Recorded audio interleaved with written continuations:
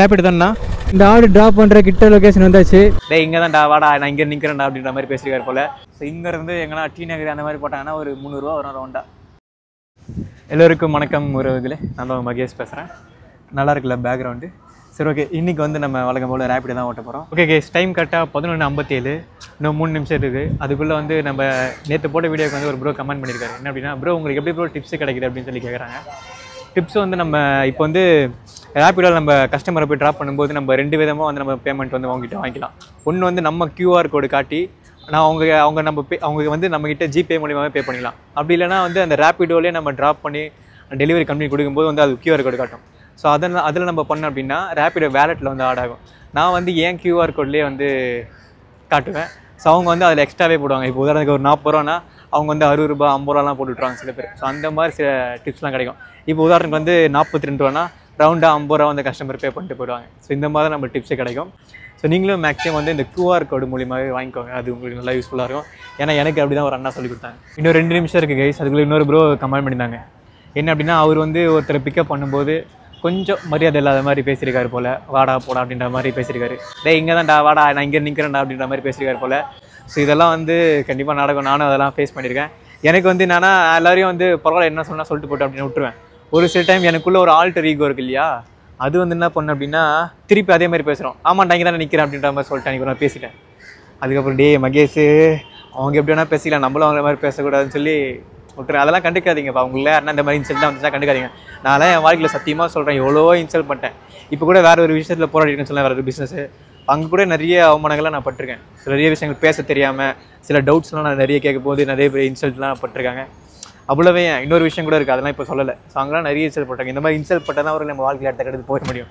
So இந்த மாதிரி வாடா போடா அப்படின்லாம் சொன்னால் கண்டுக்காதீங்க. அவ்வளோதான், அவங்க தரம் அப்படின்றதான் தெரிஞ்சுக்கோங்க. ஸோ நீங்கள் எல்லாருக்கும் மரியாதை கொடுத்து பேசுங்க, அதெல்லாம் கொல்லப்படாதீங்க. சரி ஓகே, டைம் கரெக்டாக 12 ஆயிடுச்சான்னு சொல்லி பார்க்குறாங்க. ஓகே, கரெக்டாக டைம் கரெக்டாக 12. இந்த டைமில் நம்ம ரேபிட் ஆன் பண்ண போகிறோம். நம்ம கரெக்டாக 7 மணி டைமில் நீங்கள் ஆஃப் பண்ணிடலாம். இப்போ கரெக்டாக எங்கே இருக்குது அப்படின்னா, நான் ப்ரோ நீங்கள் எந்த ஜோன் ஓட்டுறீங்கன்னு சொல்லி புதுசாக பார்க்கணும் நான் சொல்லிக்கிறேன். நான் வந்து சென்னை சிட்டி ஜோனில் தான் ஓட்டி விட்டுருக்கேன். ஸோ இப்போ எங்கடா ப்ரோ அப்படி இருக்கேன்னு கேட்டிங்கன்னா, நான் சங்கீதா ரெஸ்டாரண்ட் சொல்லி பூந்தமல்லி ஹைவேல இருக்கும். ஸோ பூந்தமல்லி ஹைவேல போகிற ரூட்டில் இருக்கும். ஸோ அங்கே தான் வந்து உட்காந்துட்டு இருக்கோம். ஆர்டர் போட்டாங்க, பட் சின்ன ஆர்டர் கைஸ். இதை நான் அக்செப்ட் பண்ண போகிறது, ஒரு பெரிய ஆர்டர் வரதுக்கு நம்ம வெயிட் பண்ணலாம். ஸோ நமக்கு மேக்ஸிமம் பெரிய ஆர்டர் எடுத்துகிட்டு போகிறது தான் கைஸ் பிடிச்சிருக்கு. பூந்தமல்லிலேருந்து கும்னஞ்சாடி போகலாமா? அக்செப்ட் பண்ணக்குள்ளே பிக்கப் பண்ணிட்டாங்க, பட் வேணாம். ஸோ இங்கேருந்து இப்போ நம்ம கரெக்டாக இந்த ஹைவேல இருக்குமா, ஸோ இங்கேருந்து எங்கன்னா டி நகர் அந்த மாதிரி போட்டாங்கன்னா ஒரு 300 ரூபா வரும் ரவுண்டாக. நம்ம ஜாலியாக ரைடு போன மாதிரி இருக்கும், 300 ரூபா சம்பாதிச்ச மாதிரி இருக்கும். அந்த மாதிரி இதை பார்க்கலாம். ஸோ கரெக்டாக இப்போ 12 ஆகுதா, ஸோ 12:10 வரைக்கும் ஸோ பார்க்கலாம் என்ன பெரிய ஆர்டர் போகிறாங்களா அப்படின்னு சொல்லி. அப்படி ஆர்டர் பெரிய ஆர்டர் போட்டோம் அப்படின்னா ஒரு 4 கிலோமீட்டர் 5 கிலோமீட்டர்ஸ் எந்த ஆர்டர் வந்தாலும் நம்ம அக்செப்ட் பண்ணிக்கலாம் கைஸ். அப்புறம் இன்னொரு விஷயம், சரி நான் மார்னிங் வந்து இங்கே வந்து கரெக்டாக உட்காந்து ஒரு 1 ஹவருக்கு மேலே இருக்கும். நான் அப்படியே திங்க் பண்ணி யோசிச்சுட்டே இருந்தேன். ஏன்னா ஒரு 1.5 வருஷம் 2 வருஷம் அந்த காலேஜ்லாம் படிச்சுட்டு இருக்கும்போது, ஸோ நான் டெலிவரி ஓட்டும்போது அங்கே இருக்கு இல்லையா, ஸோ அங்கெல்லாம் வந்து பத்துட்ருப்பேன். ஸோ நம்ம டெலிவரி ஓட்டுறாங்க நாங்கள் எல்லாம் லைனாக உட்காந்து பேசிக்கிட்டு இருப்போம். அதெல்லாம் உட்காந்து யோசிச்சுட்டு அப்புறம் இதுக்கப்புறம் நான் என்னென்ன பண்ணணும். ஸோ இன்ஸ்டாவில் நமக்குன்னு ஒரு பெரிய கூட்டம் சேர்ந்து போச்சு. யூடியூப்லேயும் 30,000 பேருக்கு மேலே சேர்ந்து போச்சு. நான் யதார்த்தமாக ஆரம்பித்தேன் யூடியூப் சேனல், சரி சும்மா போடலாம் அப்படின்னு சொல்லி 30,000 பேருக்கு மேலே சேர்ந்துட்டாங்க. இவங்களை எப்படி நம்ம ப்ராப்பராக சாட்டிஸ்ஃபைட் பண்ணுறது, இதை மட்டுமே பண்ணால் தான் நம்மளால் ஃபுல்லாக ப்ராப்பராக பண்ண முடியும். நம்ம அதை ஒரு காலை வச்சு வேறு இறங்கிட்டோம். இந்த மாதிரி நிறைய திங்கிங்லாம் வந்து போயிட்டு இருந்தது. அப்படியே யோசிச்சுட்டு இருக்கும்போது நம்ம உறவுகள்லாம் நிறைய பேர் அப்படிக்கா 2-3 பேர் கை காமிச்சிட்டு போனாங்க. அது எனக்கு ரொம்ப சந்தோஷமாக இருந்துச்சு.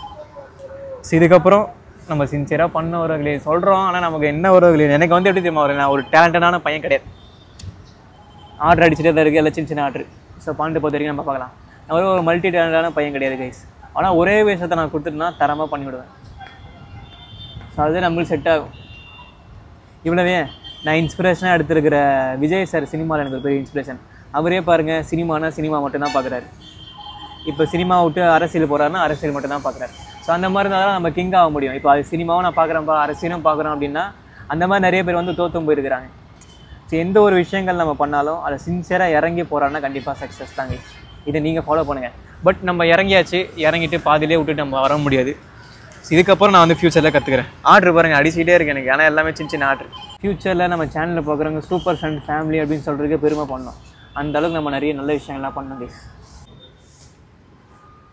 உறவுகளே 20 கிலோமீட்டர் ஆர்டர் போட்டாங்க. ஆனால் வந்து அக்செப்ட் பண்ணுறதுக்குள்ளே கேன்சல் ஆகிடுச்சு உறவுகளே. என் கை வந்து கரெக்டாக ஸ்க்ரீன்ஷாட் எடுக்க தான் போகுது ஆர்டர் அக்செப்ட் பண்ணுறத விட. சரி வாங்க அப்படியே போயிட்டே இருக்கலாம். போகிற போக்கு எதுனா ஆர்டர் நல்லா ஆர்டர் வந்தால் அக்செப்ட் பண்ணிக்கலாம். ஆர்டர் கேன்சல் ஆகிடுச்சுன்னா அது ஒரு நல்லதுக்கு தான் கைஸ். எது நடந்தாலும் நன்மைக்கு. மேக்ஸிமம் வந்து பிக்கப் வந்து பக்கத்துலேயே இருக்கான்னு சொல்லி பார்த்துக்கோங்க. நம்ம கஸ்டமரை பிக்கப் பண்ணி ட்ராப் பண்ணுற இடம் பெருசாக இருக்கணும். ஆனால் நம்ம இருக்கிற இடத்துலேருந்து கஸ்டமரை பிக்கப் பண்ணுற இடம் வந்து கிட்டியாக இருக்கிற மாதிரி பண்ணிக்கோங்க. ஸோ கொஞ்சம் ஏர்னிங்ஸ் கொஞ்சம் ஜாஸ்தியாக வர மாதிரி இருக்கும். ஸோ பெட்ரோலும் ஜாஸ்தி செலவாகாது. பூந்தமல்லி தான் போயிட்டுருக்கேன். ஸோ வாங்க அங்கே தான் போயிட்டு பண்ணலாம். ஸோ அங்கேருந்து என்ன பெரிய ஆர்டர் கூட வாய்ப்பு இருக்கு இல்லையா? ஸோ பூந்தமல்லி கிட்டே வந்துட்டேன். இன்னும் ஒரு பெரிய ஆர்டர் இருந்த மாதிரி தெரில. ஆக்சுவலாக ஆர்டரே வர்றது எந்த ஆர்டருமே. மேபி சங்கீதாலே உட்காந்துக்கலாமோ? நம்ம ஒரு விஷயத்தை பிளான் போட்டு இறங்கிடுவோம். ஆனால் அது தோத்துட்டுனாச்சா இதில் வந்திருக்காமல் வேணாமோ, அதில் பண்ணிக்கலாம் அப்படின்னு தோணும். வேறு ஒரு விஷயத்தில் இதில் போயிருந்தால் ஜெயிச்சிருக்கலாமா அப்படின்னு தோணும். இப்போ அதில் போயிருந்தோம்னாச்சா இதுலேயே வந்துக்கலாம் அப்படின்னு தோணும். சொன்னால் ஒரு முடிவை நிதானமாக யோசிச்சு எடுங்க. வெற்றி வந்தாலும் தோல்வி வந்தாலும் சரி கவலைப்படம் போயிட்டே இருக்கணும் கைஸ். இதெல்லாம் நான் இப்போ கற்றுக்கிற லேர்னிங்ஸ். ஓகே கைஸ், அப்படியே கும்பலஞ்சாடு நோக்கி போயிட்டே இருந்தேன்னா ஆர்டர் வருமான்னு சொல்லி ஆர்டரே வரல. அதுக்கப்புறம் சைடில் ஒரு நகலான இடம் பார்த்துக்கிட்டே இருந்தேன். அதுக்கப்புறம் ஒரு 10 நிமிஷம் நின்றுட்டே இருந்தேன். பெருசாக ஆர்டரே போடல. நான் இந்த வீடியோ நீங்கள் பார்த்துருந்தீங்களா, அதை எடிட்டிங் பண்ணிகிட்டே இருந்தேன் அந்த இடத்துலேருந்து. அதுக்கப்புறம் ஒரு 17 கிலோமீட்டர் ஆர்டர் போட்டாங்க. சரி டக்குன்னு வந்து கஸ்டமர் கேன்சல் பண்ணிடக்கூடாதுன்றதுக்காக அவங்ககிட்ட கால் பண்ணி விசாரிச்சா ஏதோ வேறு ஏதோ ஹிந்தி பாஷையில் லைட்டாக பேசுகிற மாதிரி பேசுகிறாரு ஒருத்தர்.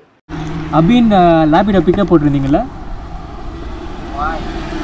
ரேபிடோ புதுசாக ஓட்டுறவங்க ரொம்ப ஜாக்கிரதையாக இருங்க. ஏன்னா ரேபிடோவில் நிறைய ஸ்கேம்லாம் நடக்கும். ஸோ நானே ஒரு வாட்டி அந்த மாதிரிலாம் ஏமாந்துருக்கேன். நிறைய பேர் அந்த மாதிரி ஏமாந்துருக்காங்க.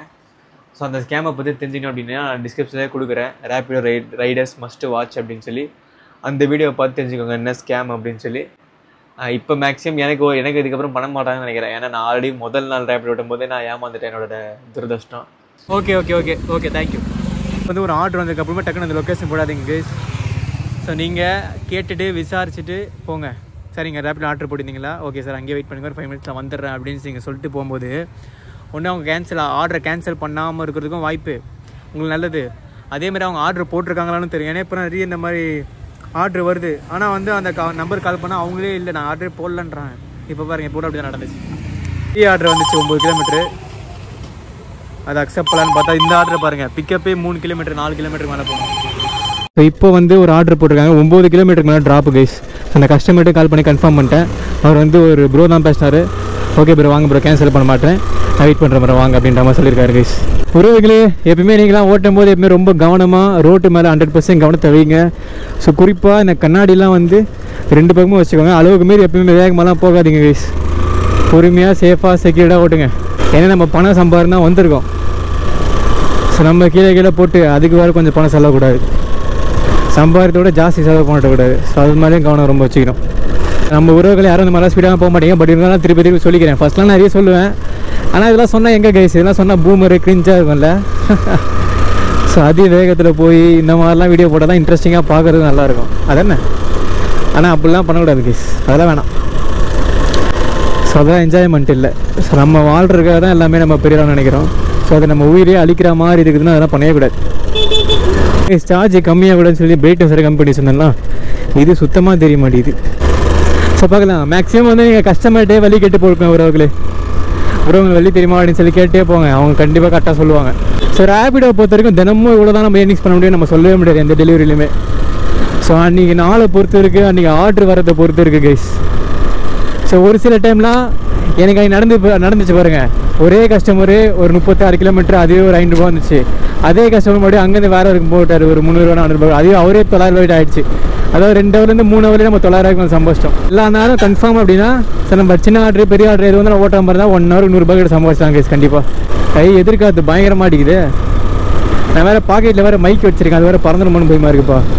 ஸோ அந்த மைக் வேறு 10,000 ரூபாய்க்கு மேலே ரொம்ப கஷ்டப்பட்டு தான் ஆகணும். அப்புறம் இந்த அப்பார்ட்மெண்ட் தானோ. ஆனால் ரேபிடோ பிக்கப் பண்ணுறதுக்கு கஸ்டமர் பேசுகிறாரு. டவர் 3ன்றாருண்ணா. ஓகேண்ணா எனக்கு தெரியும், நான் வந்திருக்கேன் ஆல்ரெடி. ஓகே டவர் 3 இது இருக்குது பாருங்கள். ஓகே கைஸ் ஃபஸ்ட் ஆர்டர் வந்து நம்ம பிக்கப் பண்ணியாச்சு. எங்கே ஃபஸ்ட் ஆர்டர் ட்ராப் அப்படின்னா மதுரவால் கிட்ட தான். ஸோ ப்ரோவுக்கும் வழி தெரியுமா, பட் நமக்கே தெரிஞ்ச வழி தான். இப்போ திடீர்னு இந்த ப்ரோவை பிக்கப் பண்ணும்போது ஒரு மேம் கால் பண்ணாங்க. கால் பண்ணி இங்கிலீஷ்லேயே பேசிகிட்ருக்கேன். எனக்கு ஒன்றுமே புரியல கைஸ். அவங்க பேசுகிற இங்கிலீஷ் எனக்கு சுத்தமாக புரியல. சாதா இங்கிலீஷ் மாதிரியே இல்லை, ஏதோ ஃப்ரான்ஸில் பேசுகிற மாதிரி ஏதோ பேசுகிறாங்கப்பா.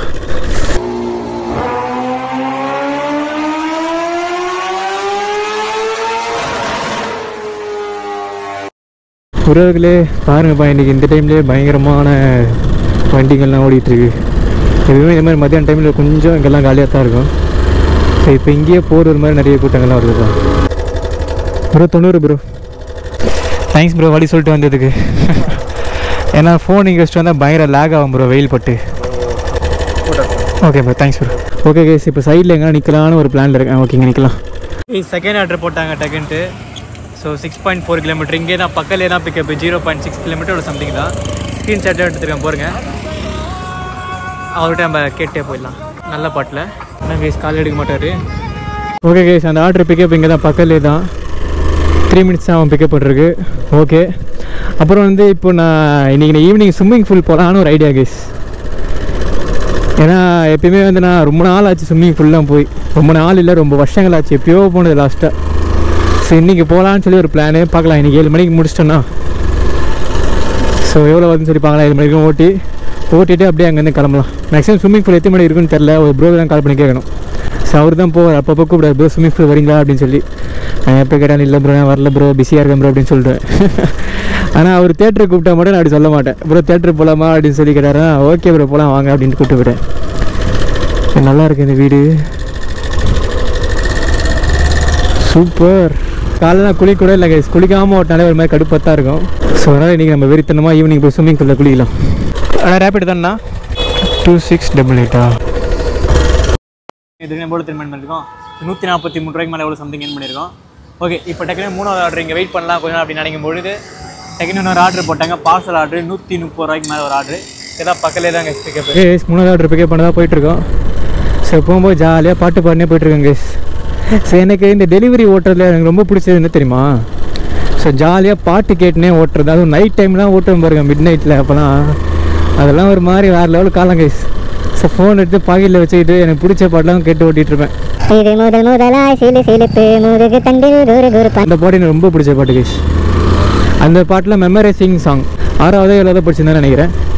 ஸோ அப்போ வந்த சாங்கு அப்படியே பாட்டு நிலாவை பார்த்துனே அப்படியே பாட்டுனே போவேன். அதெல்லாம் வேறு லெவல் சந்தோஷம். ஸோ கைஸ் அந்த ஆர்டர் பிக்கப் பண்ண வந்தில்ல பார்சல் ஆர்டரு. ஸோ அவர் கால் பண்ணேன். அவர் வந்து இங்கே இல்லையா அவர் வேறு எங்கேயோ இருக்காராம். ஸோ அங்கே வரீங்களா ப்ரோ அப்படின்னு கேட்டார். சரி இவரை கேட்டு வரட்டுமா அப்படின்னேன். அப்புறம் இங்கே இருங்க ப்ரோ நீங்கள் அங்கேயே இருங்க நான் வந்துடுறேன் அப்படின்னாரு. சரி வர கேப்பில் நான் இங்கே ஜூஸ் குடிச்சிட்ருக்கேன். சரி கைஸ் நான் ஓப்பனாக சொல்ல நீங்கள் காலையில் சாப்பிட தெரியுமா. நீங்கள் அந்த மாதிரிலாம் இருக்காதீங்க.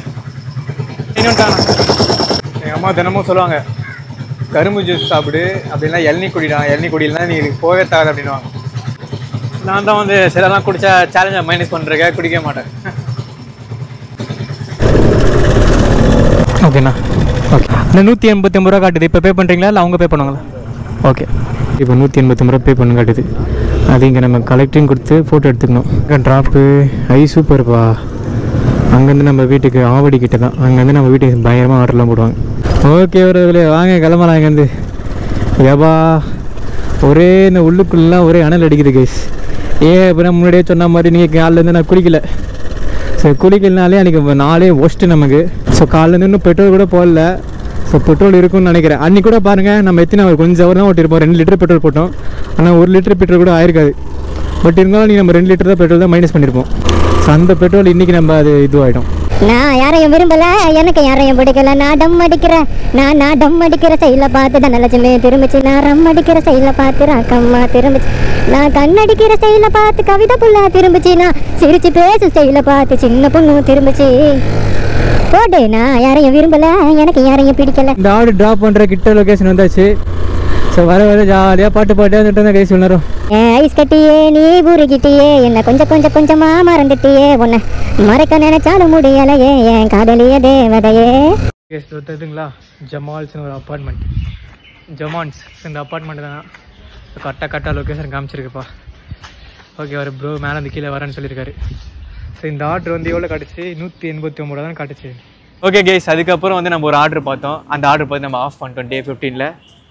ஸோ டோட்டலாக நம்ம எவ்வளோ ஏர்ன் பண்ணியிருக்கோம் அப்படின்னா டே 15ல் ஸோ 358 ரூபா தான் கைஸ் ஏர்ன் பண்ணியிருக்கோம். அதாவது நம்ம டே 15ல் காலையில் எத்தனை மணிக்கு ஆன் பண்ணோம் 12 மணிக்கு ஆன் பண்ணோம். ஆனால் 12 மணிக்கு ஆன் பண்ணி நான் ஒரு 40 நிமிஷம் வச்சு தான் நான் ஆர்டரே எடுத்தேன். பட் இருந்தாலும் 12 மணிக்கு ஆன் பண்ணின்னு வச்சுக்கோங்க. 12 மணிக்கு ஆன் பண்ணி 3 மணிக்கு ஆஃப் பண்ணி கூட வச்சுக்கோங்க. அப்போ 3 ஹவர் கிட்ட நம்ம ஓட்டிருக்கோம். 358 ரூபா ஏர்ன் பண்ணியிருக்கோம். அதில் நம்ம கை விட்டு பொருளாக மைனஸ் பண்ணி இல்லையா. ஸோ அதில் வந்து நான் பெட்ரோல் வந்து நான் போடவே இல்லை. 1 லிட்டர் கூட நான் போடவே இல்லை. அதுக்கு முன்னாடி நான் 2 லிட்டர் போட்டேன். அந்த பெட்ரோல் இருந்துச்சுனால அப்படியே நம்ம ஓடியாச்சு. சாப்பாடுக்கு மட்டும் நம்ம வந்து 40 ரூபா செலவு பண்ணியிருக்கோம். அதாவது 2 கரும்பு ஜூஸ் குடிச்சல அது மைனஸ். அப்புறம் ப்ளஸ் நம்ம 22 ரூபா டிப்ஸ் கிடச்சிது, அது ஆடு. இதெல்லாம் மேனேஜ் பண்ணி ஆட் பண்ண அப்படின்னா டே 15 நம்ம 340 ரூபா தான் கைஸ் நம்ம ஏர்ன் பண்ணியிருக்கோம். ஸோ ஃபஸ்ட்டு 15 நாள் ரேப்பிடோ ஓட்டி நம்ம எவ்வளோ சம்பாரிச்சிருக்கோம் அப்படின்னா 14,150 ரூபா கிட்ட நம்ம சம்பாரிச்சிருக்கோம் கைஸ். அப்போது ஒரு நாளைக்கு 1000 ரூபா கிட்ட நம்ம சம்பாரிச்சிருக்கோம் தினம். இதில் இந்த எல்லா நாளுமே நம்ம வெறித்தனமாலாம் ஓட்டல, இந்த 15 நாளுமே நம்ம வெறித்தனமாலாம் ஓட்டல. ஸோ 14,000 கிட்ட சம்பாரிச்சிருக்கேன். அதான் கைஸ் 1 ஹவருக்கு 100 ரூபா கிட்ட சம்பாதிக்க முடியாது ரேப்பிடோவில். நம்ம நேரம் நல்லா இருந்துச்சு, இல்லை ஓட்ட எக்ஸ்பீரியன்ஸாக இருக்கிறவங்க 150 ரூபா சம்பாதிப்பாங்க. ரொம்ப நேரம் நல்லா இருந்துச்சுன்னா 200 கூட சம்பாதிக்கிறாங்க. ஆனால் 100 ரூபா கன்ஃபார்மாக சம்பாரிச்சலாம் கைஸ் 1 ஹவர் நம்ம ரேப்பிடோ ஓட்டணும் அப்படின்னா. அது இருக்கிற அதுவும் நம்ம இருக்கிற ஜோனை பொறுத்து இருக்குது. ஸோ இனிமே வர 15 நாள் நம்ம கொஞ்சம் ஜாஸ்தி ஓட்டலான்னு இருக்கேன். பழைய மாதிரி நம்ம சேனலில் பார்க்க ரிக்வஸ்ட்டும் அதான் கேட்டிருக்காங்க. பட் என் நிலைமையாக உங்களுக்கு புரியும் நான் நினைக்கிறேன். அப்புறம் ரேப்பிடோ பற்றி என்ன டவுட்ஸ் இருந்தால் கண்டிப்பாக கமெண்ட்ஸ் சொல்லுங்கள். நான் அடுத்த வீடியோ கண்டிப்பாக அதை பற்றி நான் பேசுகிறேன். சரி, ஓகே. இந்த வீடியோ உங்களுக்கு பிடிச்ச நினைக்கிறேன். இந்த வீடியோ பிடிச்சதா லைக் பண்ணுங்கள், ஷேர் பண்ணுங்கள், சப்ஸ்கிரைப் பண்ணுங்கள். நாளைக்கு இன்னொரு சந்திக்கிறேன். பை.